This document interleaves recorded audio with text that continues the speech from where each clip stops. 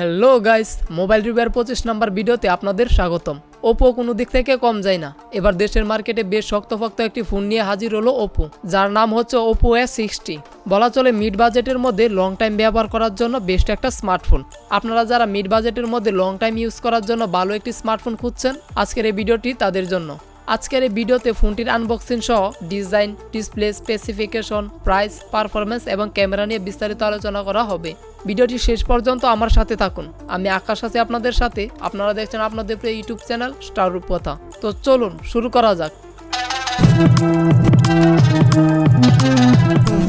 তো দর্শক বন্ধুরা, চলুন প্রথমে আনবক্সিং দিয়ে শুরু করি। এই সুন্দর বক্সটিতে রয়েছে আমাদের কাঙ্ক্ষিত ফোনটি। তো চলুন বক্সটি খুলে ফেলি। বক্সটি খোলার সাথে সাথে পেয়ে যাবেন আমাদের কাঙ্ক্ষিত ফোনটি। তারপর পেয়ে যাবেন সেফটি গাইড। এরপর পাবেন ফোনটির সাথে দেওয়া একটি চমৎকার কেস। তারপর পাবেন 45 ওয়াটের একটি সুপার বক্স চার্জার এবং সাথে পাবেন একটি টাইপ সি কেবল। তো দর্শক বন্ধুরা, এগুলি পাবেন ফোনটি আনবক্সিং করে। তো এখন চলুন এই সুন্দর ডিজাইনটি কিসের তৈরি তা দেখে আসি। ফোনটির ডিজাইন অ্যান্ড বিল্ড কোয়ালিটি নিয়ে কথা বলতে গেলে এই ফোনটির রেয়ার প্যানেলে এবং বডি ফ্রেমে এই দুটোতে প্লাস্টিক ব্যবহার করা হয়েছে। রেয়ার প্যানেলটি ফ্ল্যাট এবং এর রেয়ার প্যানেলে কিছুটা ওয়েব টেক্সচারের মতো ডিজাইন করেছে, যার ফলে সূর্যের আলোর উপস্থিতিতে শাইন ইফেক্ট দেখা যাবে রেয়ার প্যানেলে। সুন্দর ফ্যাশন ডিজাইনের জন্য এই ফোনটি হাতে নিলে প্রিমিয়াম একটা ফিল পাবেন। এই ফোনটি রাউন্ড শেপের ক্যামেরা মডেলের মধ্যে ক্যামেরা সেটআপটি দেখতে একটু বড় বড় লাগছিল। যাই হোক, এই ফোনটি উচ্চতায় 6.52 ইঞ্চি এবং প্রস্থে 2.99 ইঞ্চি। আর এই ফোনটির থিকনেস হলো মাত্র 7.7 মিলিমিটার। আর সব মিলে এই ফোনটির ওজন আসে 186 গ্রামের মতো। এবারের পোর্টস অ্যান্ড বাটন হিসেবে নিচের দিকে রয়েছে speaker grill, USB type C port, microphone এবং একটি 3.5 মিলিমিটারের জ্যাক। আর ফোনটির ডান পাশের উপরের দিকে রয়েছে ভলিউম রকার ও এরই নিচে রয়েছে পাওয়ার অন অফ বাটন। আবার এই বাটনে সাইড মাউন্টেড ফিঙ্গারপ্রিন্ট সেন্সরটি দেওয়া হয়েছে। আর এর বাম পাশে রয়েছে একটি সিম কার্ড স্লট, যেখানে দুটি সিম কার্ডের ব্যবহারের পাশাপাশি একটি এক্সটার্নাল মেমোরি কার্ড ব্যবহার করতে পারবেন। আর এর উপরের দিকে কিছুই দেয়নি।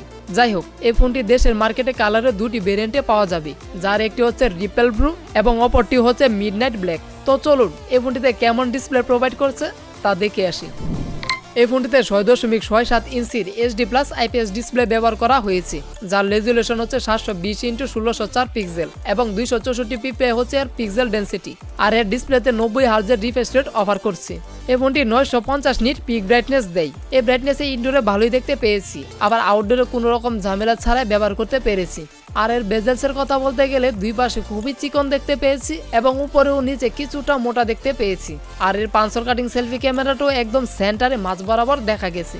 এজ এ IPS ডিসপ্লে হিসেবে এর কালার রিপ্রোডাকশনও ঠিকঠাকই রয়েছে আমি মনে করি। আর ডিসপ্লে নিয়ে একটি কথা না বললেই নয়, এখানে HD+ রেজুলেশনের পরিবর্তে ফুল HD+ রেজুলেশন দিলে আমার মনে হয় বাজেট অনুযায়ী ভালো হতো। তো বন্ধুরা, এতক্ষণ পর্যন্ত শুধু ফোনটির বাইরের দিকই দেখলাম। তো চলুন এর ভিতরে কি রয়েছে দেখে আসি। ফোনটির স্পেসিফিকেশনে যাবার আগে একজন ইউটিউবার হিসেবে আপনার কাছে আমার একটি অনুরোধ রইল। আপনি যদি এই চ্যানেলে নতুন হয়ে থাকেন তাহলে সাবস্ক্রাইব করে পাশে থাকবেন, এবং যারা যারা ইতিমধ্যে সাবস্ক্রাইব করে ফেলেছেন তাদেরকে অসংখ্য ধন্যবাদ। এই ফোনটিতে চিপসেট হিসেবে কোয়ালকমের একটি 6 ন্যানোমিটারের স্ন্যাপড্রাগন 680 4G প্রসেসর ব্যবহার করা হয়েছে। এই অক্টা কোর প্রসেসরটি প্রথম 4টি কোরের আপ টু ক্লক স্পিড হলো 2.4 GHz ক্রাইও 265 গোল্ড এবং পরের 4টি কোরের আপ টু ক্লক স্পিড হলো 1.9 GHz ক্রাইও 265 সিলভার। আর এখানে জিপিইউ হিসেবে রয়েছে Adreno 610। এই ফোনটি দেশের মার্কেটে স্টোরেজের দুটি ভেরিয়েন্টে পাওয়া যাবে, যার একটি হচ্ছে 8GB র্যামের সাথে 128GB রম এবং অপরটি হচ্ছে 8GB র্যামের সাথে 256GB রম। আর এই দুটি ভেরিয়েন্টের ক্ষেত্রে র্যামের টাইপ হচ্ছে LPDDR4X এবং রমের টাইপ হচ্ছে UFS 2.2।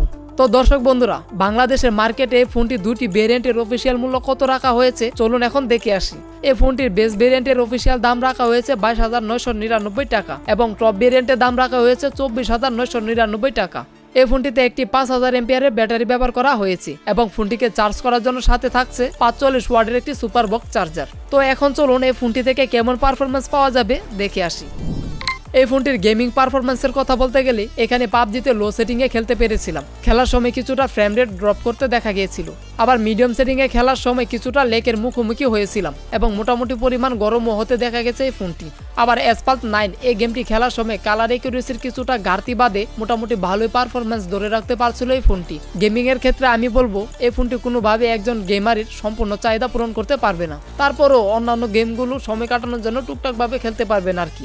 যাই হোক, এই ফোনটি রান করছে ওপোর নিজস্ব UI ColorOS 14 based on Android 14। এর ইউআই অতিরিক্ত ব্লোটওয়্যার আগের তুলনায় কিছুটা কম দেখতে পেয়েছি এই ফোনটিতে।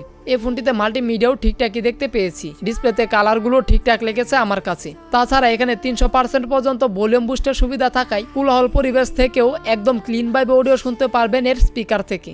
আর সেন্সরের কথা বলতে গেলে এখানে ফিঙ্গারপ্রিন্ট সেন্সরটিও কোনো রকম অ্যানিমেশন ডিলে ছাড়াই সাথে সাথে কাজ করছিল। আর এই ফোনটির একটি হাইলাইট ব্যাপার হলো ওপো এই ফোনটিতে 48 মাসের ফ্লুয়েন্সি সার্টিফিকেশন দিয়েছে, ফলে এই ফোনটি কেনার প্রথম দিন যেরকম পারফরমেন্স পাওয়া যাবে ঠিক 4 বছর পর্যন্ত একই পারফরমেন্সে ব্যবহার করতে পারবেন এই ফোনটি। আর এর সাথে দেওয়া চার্জারটি দিয়ে প্রথম 50% মাত্র 30 মিনিটে এবং 1 ঘন্টা 5 থেকে 6 মিনিটের মধ্যে ফুল চার্জ করে ফেলতে পারবেন এই ফোনটি। আর একবার চার্জ দেওয়ার পর নর্মাল ইউজে প্রায় 2 দিনের কাছাকাছি এবং হেভি ইউজে প্রায় 7 ঘন্টার মতো ব্যাকআপ পাবেন এই ফোনের ব্যাটারি থেকে। আর কানেক্টিভিটির কথা বলতে গেলে এখানে 4G পর্যন্ত সাপোর্ট করে। তাছাড়া ওয়াইফাই, ব্লুটুথ এবং NFC সাপোর্ট সহ সকল কানেক্টিভিটিও ঠিকঠাকই দেখতে পেয়েছি এই ফোনটিতে। তো এখন চলুন এর ক্যামেরা থেকে কেমন আউটপুট পাওয়া যাবে তা দেখে আসি। এই ফোনটির রিয়ার প্যানেলের ডুয়াল ক্যামেরা সেটআপের মধ্যে প্রথম সেন্সরটি হলো 50 মেগাপিক্সেলের একটি প্রাইমারি সেন্সর এবং দ্বিতীয় সেন্সরটি হলো 2 মেগাপিক্সেলের একটি ডেপথ সেন্সর। আর ফোনটির ফ্রন্টে রয়েছে 8 মেগাপিক্সেলের একটি সেলফি সেন্সর। তো চলুন ক্যামেরাগুলো থেকে কেমন আউটপুট পাওয়া যাবে তার কয়েকটি ফটো স্যাম্পল দেখে আসি। দিনের আলোতে ছবিগুলোর কালার কন্ট্রাস্টের পরিমাণ কিছুটা কম দেখতে পেয়েছি, স্যাচুরেশনের পরিমাণ কিছুটা কম থাকায় ন্যাচারাল লাগছিল ছবিগুলো। আর কালার ডিটেলসের কথা বলতে গেলে ভালোভাবে ধরে রাখতে পারছিল এর ক্যামেরা। তবে লাইট কন্ডিশন বুঝে যদি ছবিগুলো তুলতে পারেন তাহলে ছবিগুলোকে কাজে লাগাতে পারবেন আর কি। অলরাইট, এই ফোনটির সামনে এবং পিছনে উভয় ক্যামেরা দিয়ে 1080 পিক্সেলের 30 fps এ ভিডিও রেকর্ড করা যায়। আমি মনে করি এখানে 4K তে ভিডিও রেকর্ড করতে না পারলেও 2K তে ভিডিও রেকর্ড করার সুযোগ দেওয়া উচিত ছিল। তো দর্শক বন্ধুরা, চলুন এই ফোনটি বাজেট অনুযায়ী কোন কোন দিকগুলো থেকে পিছিয়ে আছে তা এক নজরে দেখে আসি। প্রথমে বলতে হয় এই ফোনটি বাজেট অনুযায়ী প্রসেসরের দিক থেকে একদম পিছিয়ে আছে। আর এই ফোনটিতে 5G হলে ভালো হতো। আর এখানে ফুল HD প্লাস ডিসপ্লে দেওয়া উচিত ছিল। আর সামনের ক্যামেরা 8 মেগাপিক্সেলের সেন্সর না দিয়ে 16 মেগাপিক্সেলের সেন্সর দিলে ঠিকঠাক থাকতো আমি মনে করি। আর সর্বশেষ এখানে 4K তে বা 2K তে ভিডিও রেকর্ড করার সুযোগ দেওয়া উচিত ছিল। আমি মনে করি যারা বাজেট অনুযায়ী লং টাইম ইউজ করার জন্য শুধু ওপো ব্র্যান্ডের ফোন খুঁজছেন তারা এই ফোনটি চোখ বন্ধ করে নিতে পারেন।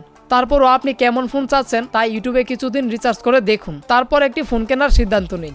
তো বন্ধুরা, আজকে এই পর্যন্তই। আপনাদের কাছে এই ভিডিওর উপস্থাপনাটি কেমন লেগেছে অথবা কেমন হলে ভালো হতো এবং ভবিষ্যতে কোন কোন মোবাইলের রিভিউ ভিডিও দেখতে চান এই চ্যানেলে তা অবশ্যই কমেন্ট করে জানিয়ে যাবেন।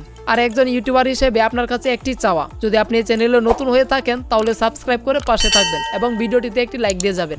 আর ভিডিওটি শেষ পর্যন্ত আমার সাথে থাকার জন্য আপনাকে অসংখ্য ধন্যবাদ জানাচ্ছি।